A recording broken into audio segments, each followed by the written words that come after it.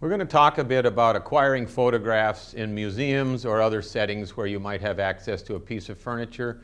Your access might be 100% where you can actually handle the piece of furniture, and it may be limited to you can't get within 12 inches of it or a foot or 3 feet, whatever their rules are in the museum or whatever the situation is where the piece of furniture is that you're looking at.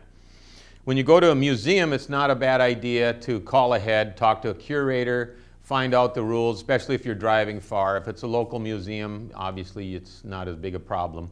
But you want to be sure they don't mind you having access. Sometimes if you get a hold of a curator, they're interested in what you're working on, you may get better access on a Monday. They'll come in when the museum's closed and you can get better shots that way. But it's always good to ask permission, make sure everything's okay. Because the pieces of furniture don't belong to you, and obviously if you screw up, the next person to come along isn't going to have a better chance of getting a shot either. So you want to be decent about it and be appreciative for what they do let you do. A few of the tools that I take when I go to museums are things like this inexpensive plastic caliper. If you can actually touch a piece, you don't want to be measuring with metal tools because they will damage the finish, where the plastic is a lot less apt to do that. I bring a little 6-inch plastic ruler that's flexible. You might want to wrap it around something. You can set it on a molding in a photograph if you can touch the piece, or lay it nearby.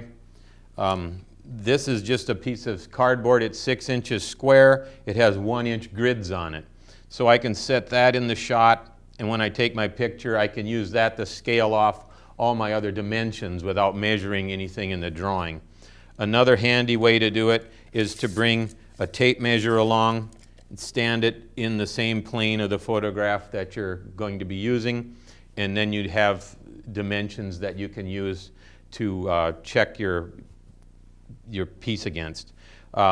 It's always good to have dimensions in 2 directions, because if you angle the shot, it can foreshorten the piece and change the size. So you do want to have a way to check your dimensions. So that's why this paper thing actually works pretty well, because you can see it in 2 dimensions rather than in 1. Another tool that I like to bring is this mirror. It's a plexiglass mirror. It's just on a stick. It has a slight angle on it. And the reason for that is I'm not that tall to see always what's going on the top of a piece of furniture. For instance, this clock is over 8 feet tall, and I might want to see how it's blocked up here. They might not let you get this close, but you can angle the mirror, see things under there. It's handy too for if you're taking a picture of, say, a sideboard or a chair or something where you want to get underneath and look at how the piece of furniture is built and you can photograph right into the mirror and it works fine, so you can get images that way. But there's places where you can't see otherwise, so it makes it's really helpful in that regard. Also, there's times when I've used the mirror to use whatever puny existing light is in the museum to detail an object. I'll set up a tripod, set my camera up. You might be taking a slow shot, and you can just put the mirror on there and wash it with a little extra light. And sometimes that makes all the difference in getting a decent photograph.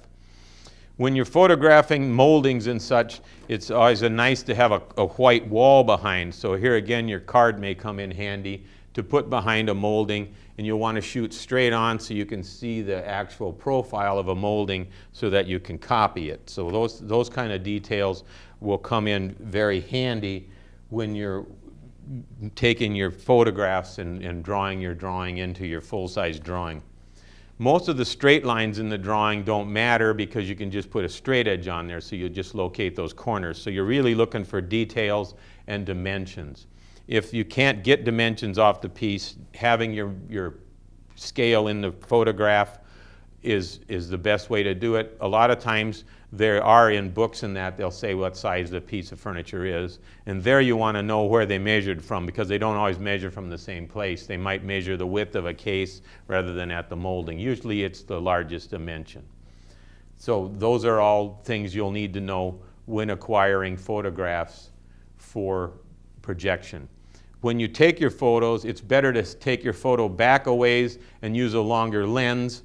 Typically that takes more light, but it gives you a flatter image rather than having it kind of fisheye on you and changing what the piece looks like. So without going into being a photography course, that's kind of the gist of what you want to do, is try to take photographs 90 degrees to the plane of the image that you want to project.